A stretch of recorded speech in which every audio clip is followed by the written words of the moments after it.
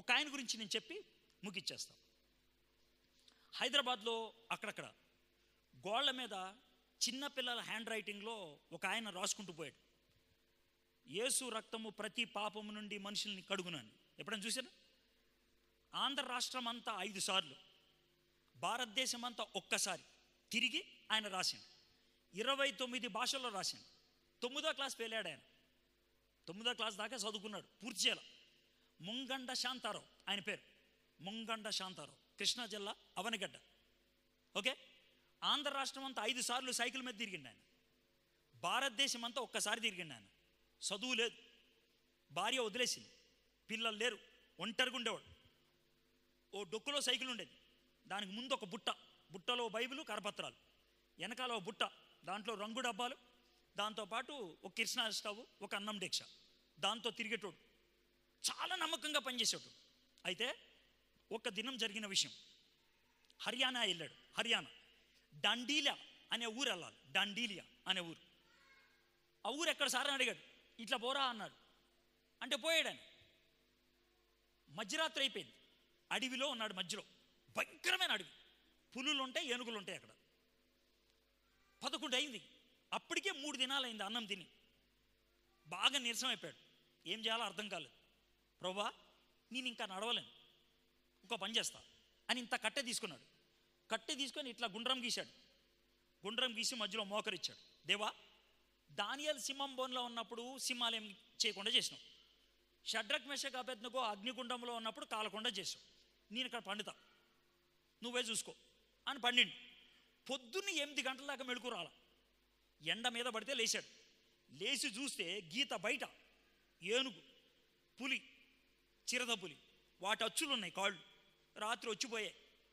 లేచి ప్రభా స్తుతించాడు. నడిచాడు అర్ధగంట.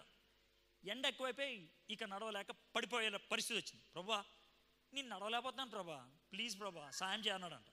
అప్పుడే మారుతి స్విఫ్ట్ కారు వెళ్ళిందంట. జుయ్యని, ప్రభా కారు వెళ్ళిపోతుంది అన్నాడంట. అంత దూరం వెళ్ళి ఆగింది కారు. అలాగే వెనకకు వచ్చిందంట. వచ్చి వెనక డోర్ ఓపెన్ చేశారంట. డోర్ ఓపెన్ చేసి ఎక్కువ కారు, ఏ ఊరు పోవాలి అన్నారంట. అంటే డండీలియా వెళ్ళాలన్నాడంట. ఎక్కువ కారు అన్నాడంట.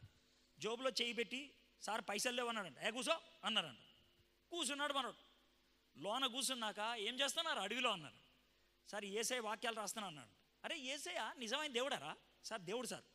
మరి దేవుడైతే అడవిలో నిన్ను ఒక్కరిని అలా వదిలేశాడు రా? సార్ ఒక్కరినే వదలలేదు సార్, రాత్రి ఇక్కడే పండినా ఇలా గుండ్రం తీసుకొని. అప్పటికే షాక్ తిన్నారంట. ఏంది రా భాయ్, రాత్రి ఇక్కడ పడుకున్నావా? సార్ ఇక్కడే సార్, ఇగో ఇక్కడే పడుకున్నా, ఇక్కడే. ఇక్కడ షాక్ తిన్నారు. 15 మినిట్ దాకా మాట్లాడాల.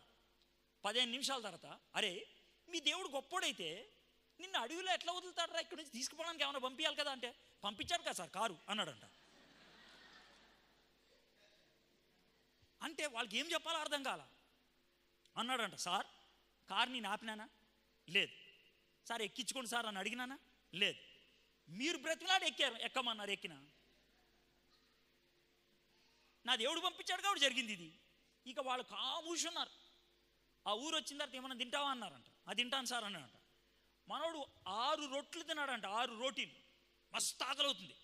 ఆయన తినే విధానం చూసి ఇంకెళ్ళి తట్టుకోలేక ముగ్గురు దగ్గర ఎన్ని పైసలునే అన్నీ ఇచ్చేసిండ్రంట. ఒక ఆయన మాత్రం కార్డు తీసిండంట. రే నువ్వు మహారాష్ట్ర వస్తావా అన్నాడు. వస్తాను సార్ అన్న. బాంబే దగ్గర పూణే అని ఊరు ఉంటుంది తెలుసా? తెలుసు సార్.